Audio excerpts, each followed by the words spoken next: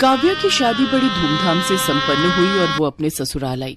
ससुराल में उसे बहुत प्यार मिला, लेकिन शादी से पहले से ही वो एक बात से हमेशा टेंशन में रहती थी। उसने सुना था कि जेठानियां बहुत तेज होती हैं और देवरानी की बिल्कुल मदद नहीं करती। सासू माँ ने काव्या को रोटियां बनाने को कहा तो काव्या परेशान हो गई। काव्या की जेठानी सविता, जो घर की बड़ी बहू थी, हर काम में निपुण थी, खासकर रोटियां बनाने में। मैं क्या करूं? अब तो सासू माँ ने मुझे भी रोटियां बनाने के लिए बोल दिया है, पर मैं यहाँ पर किसी से ये भी नहीं कह सकती कि मुझे मुलायम रोटियां बनानी नहीं आती। घर पर तो मैं जब भी रोटियां बनाती थी तो मेरी रोटी सूख जाती थी। यहाँ भी मैंने कोशिश की है, पर मुझे नहीं लगता कि मैं मुलायम रोटियां बना पाऊंगी। घर पर तो मम्मी संभाल लेती थी, मैं तो सिर्फ सब्जी बनाती थी।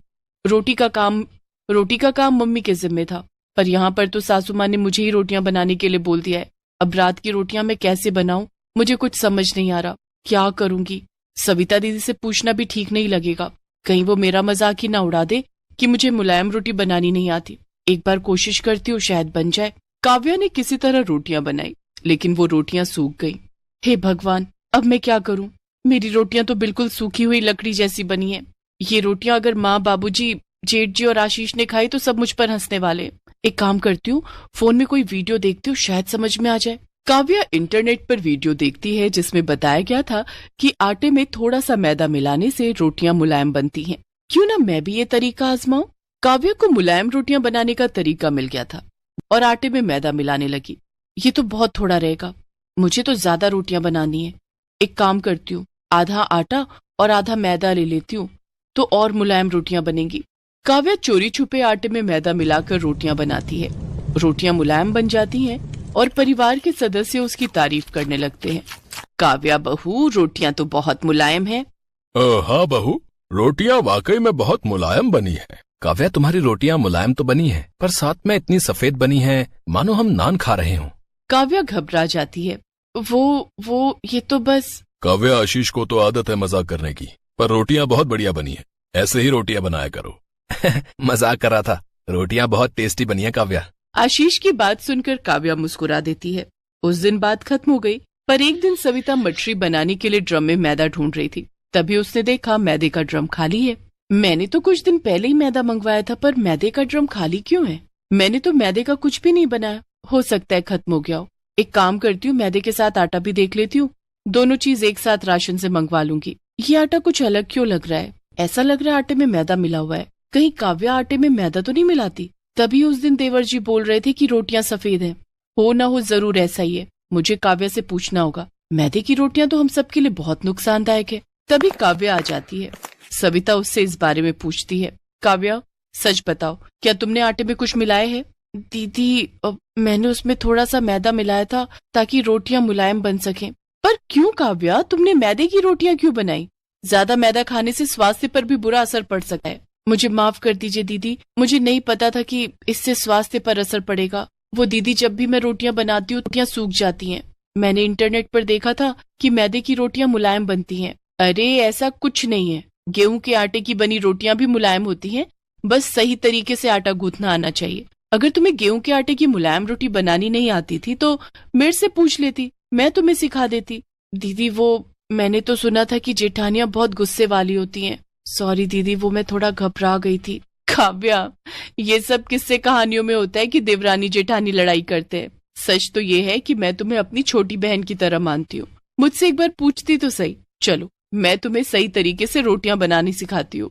थैंक यू भाभी। अरे इसमें थैंक यू की क्या बात है, तुम मेरी अपनी छोटी बहन की तरह हो। देखो, आटे को अच्छे से गूंथो और पानी को धीरे धीरे मिलाओ, ऐसे रोटियां मुलायम और स्वादिष्ट बनेंगी।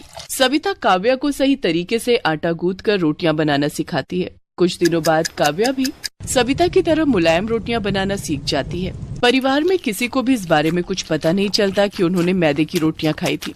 इससे परिवार में खुशी और प्रेम भी बना रहा। साथ ही सविता और काव्या दोनों देवरानी जेठानी का रिश्ता और भी मजबूत हो गया और दोनों ने मिलकर परिवार को खुशहाल बनाए रखा। नैना, क्या कर रही हो यार? देखो तो सही, पंडित जी ने कितनी सारी फोटोज भिजवाई है। एक से बढ़कर एक रिश्ते भेजे हैं उन्होंने शुभम के लिए। हाँ तो आप ही देख लो ना।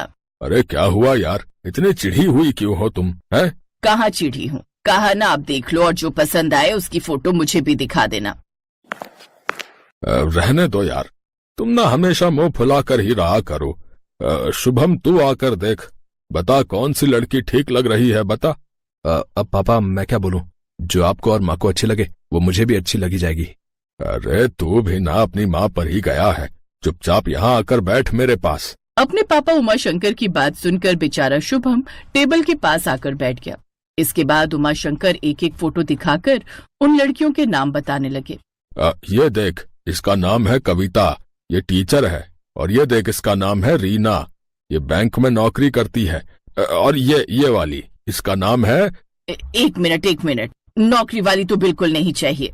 क्यों भाई, नौकरी वाली लड़की में क्या दिक्कत है, हैं? दिक्कत? अरे उन महारानियों के अलग ही नखरे होते हैं। मैं थक गई हूँ, रोटी नहीं बनाऊंगी, अभी बच्चा प्लान नहीं करूंगी, मेरा करियर है, मेरे सपने हैं, फलाना ढिमकाना। अरे क्या सारी उम्र मैं ही रसोई में घुसी रहूंगी क्या? हाँ वैसे ये बात तो बिल्कुल ठीक कही माँ आपने। चुप कर माँ का चमचा। और इस बात की क्या गारंटी है कि जो हाउसवाइफ आएगी वो नखरे नहीं दिखाएगी और चुपचाप सारा दिन रसोई में काम ही करती रहेगी? बोल। हाँ वैसे ये बात भी बिल्कुल ठीक कही आपने पापा जी। तू चुप कर, ये भी ठीक है वो भी ठीक है, तेरी अपनी कोई पसंद नहीं है क्या? कहा तो जो आप दोनों पसंद कर लो, मुझे भी वही पसंद होगी। तो ठीक है फिर। मुझे नहीं देखनी, आप खुद ही देख लो। फिर वही बात, शुभम तो अपनी माँ को समझा ले, वरना सारी जिंदगी ऐसे ही कुंवारा रह जाएगा। हाँ तो ठीक है ना पापा जी, कुंवारे रहने में क्या दिक्कत है। शुभम उमाशंकर और नैना का इकलौता बेटा था। शुभम बड़ा हुआ तो उसके लिए रिश्ते आने लगे, लेकिन घर का माहौल तो आप देख ही रहे हैं। एक दिन फोनो बैठकर खाना खा रहे थे, तभी उमाशंकर ने कहा, आज मुझे बता ही दो नैना, तुम्हें शुभम की शादी करनी है या नहीं? अरे शादी क्यों करनी है, पर मुझे डर लगता है। किस बात का डर माँ? नई लड़की हमारे घर में आएगी तो पता नहीं क्या संस्कार लेकर आएगी, क्या परंपराएं लेकर आएगी, पता नहीं घर की साफ सफाई कैसे करेगी।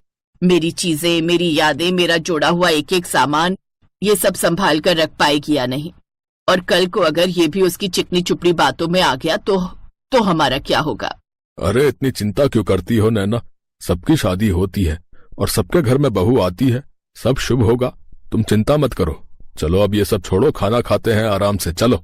उमाशंकर ने ये कहकर बात बदल दी, लेकिन वो नैना के चेहरे पर टेंशन साफ देख रहे थे। फिर उसी शाम, नैना लो तुम्हारे लिए तोहफा लाया हूँ। क्यों, आज कुछ खास है क्या? नहीं खास तो कुछ भी नहीं, सुबह तुम थोड़ी परेशान लग रही थी तो बस तुम्हारा मूड ठीक करने की कोशिश कर रहा हूँ। अरे तुम आँख खोलो ना, मैं भी तो देखूं पापा क्या लेकर आए आपको खुश करने के लिए।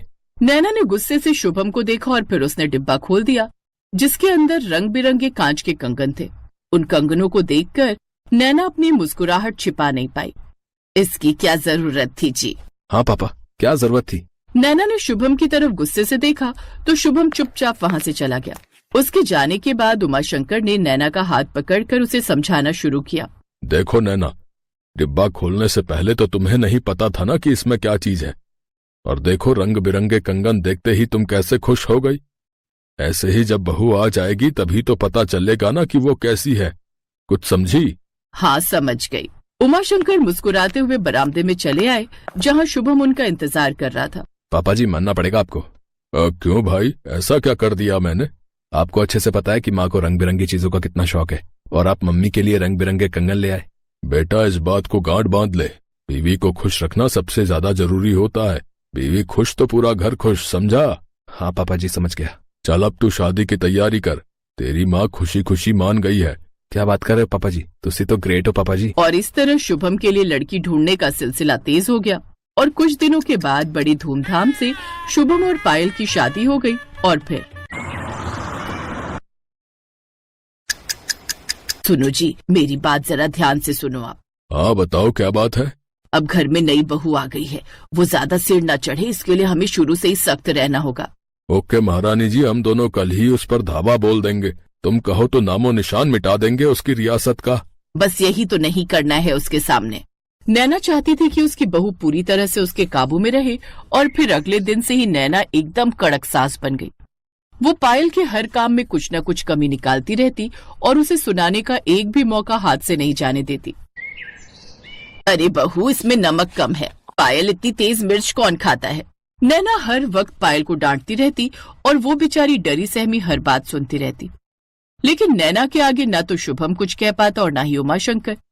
फिर एक दिन जब पायल घर की सफाई कर रही थी, तभी गलती से उससे एक कांच की रंग बिरंगी गुड़िया नीचे गिरकर टूट गई। वो गुड़िया नैना को बहुत प्यारी थी। उस दिन तो नैना ने सारा घर ही सिर पर उठा लिया और बेचारी पायल को बहुत सुनाया। पायल रोते हुए अपने कमरे में चली गई और फिर शाम को, क्या हुआ, अभी तक दुखी हो? मैं कुछ भी करूं, मम्मी जी को मुझसे शिकायत रहती है। आप भी बताओ, मैं उन्हें खुश करने के लिए क्या करूं? समस्या तो गंभीर है, लेकिन पापा जी हैं जो इस मामले में तुम्हारी मदद कर सकते हैं। शुभम की बात सुनकर पायल ने अगले ही दिन अपने ससुर से इस बारे में बात की और फिर बस इतनी सी बात? अरे तुम्हारी सास को मनाना तो मेरे बाएं हाथ का खेल है। तुम भी आसानी से उसे खुश कर सकती हो। उसे रंग बिरंगी चीजों का बड़ा शौक है, तो तुम कुछ ऐसा रंग बिरंगा बनाओ जो उसके दिल को भा जाए, और बस ये कर दिया तो समझो हो गया तुम्हारा काम। पर ऐसा मैं क्या बनाऊं पापा जी? कुछ भी, पर कुछ अलग करना, कुछ ऐसा जो पहले कभी किसी ने सोचा भी ना हो, ठीक है? अपने ससुर की बात सुनकर तो पायल का सिर और चकरा गया। वो रसोई में गई और अपने दिमाग के घोड़े दौड़ाने लगी। फिर काफी देर सोचने के बाद उसे एक जबरदस्त आइडिया आया। उसने झट से पालक में पानी मिलाकर उसे पीस लिया, थोड़ा सा चुकंदर लिया और उसका भी पेस्ट बना लिया, और फिर उसने ऐसे ही 2-3 और चीजें थोड़े थोड़े आटे में मिलाकर गूंथी और गर्मा गर्म रोटियां बनाने लगी। कुछ ही देर में रसोई में रंग बिरंगी रोटियां बनकर तैयार थी। उन रोटियों को देखकर पायल को बहुत अच्छा लगा और फिर बड़ी उम्मीदों से वो खाना लेकर डाइनिंग टेबल के पास पहुंची। फिर जैसे ही उसने नैना की थाली में अपनी रंग बिरंगी रोटियां रखी, तो नैना ना चाहते हुए भी नर्म लहजे में बोली, ये रंग बिरंगी रोटियां, ये तुमने कैसे? फिर बताऊंगी। उमाशंकर और शुभम हैरानी से नैना की तरफ देख रहे थे और फिर पहला निवाला खाते नैना ने कहा, बहुत ही बढ़िया, देखने में जितनी सुंदर, खाने में तो उससे भी बढ़िया। भाई मजा आ गया। उसके बाद तो नैना उन रंग बिरंगी रोटियों पर टूटी पड़ी। पहली बार उसके मुंह से पायल के लिए सिर्फ तारीफ ही निकल रही थी और ये देखकर पायल के मन में तो लड्डू फूट ही रहे थे। शुभम और उमाशंकर भी बहुत खुश थे। फिर शाम को, वाह पायल बेटा, तुम्हारी रंग बिरंगी रोटियों ने तो सचमुच कमाल ही कर दिया।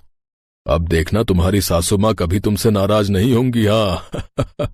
उमाशंकर का इतना कहना था कि तभी बाथरूम का दरवाजा खुला और अंदर से नैना पेट पकड़कर बाहर निकली और गुस्से से बोली, ये क्या बना दिया तुमने पायल? लूज मोशन शुरू हो गए मुझे। 3 बार जा चुकी हूँ। सॉरी मम्मी जी, माफ कर दीजिए, मैं अभी आपके लिए दवाई लेकर आती हूँ। नहीं, रहने दो, कोई बात नहीं, इसी बहाने पेट साफ हो गया मेरा। जाओ, सुबह से काम में लगी हो, जाकर थोड़ा आराम कर लो। ये कहते हुए नैना के चेहरे पर संतोष और प्यार भरी मुस्कान थी। वो दर्द में भी पायल की तरफ प्यार से देख रही थी और ये देखकर पायल को बड़ी राहत महसूस हो रही थी। आखिरकार उसकी रंग बिरंगी रोटियों ने उसकी सास और उसके बीच के रिश्ते को एक नया मोड़ जो दे दिया था।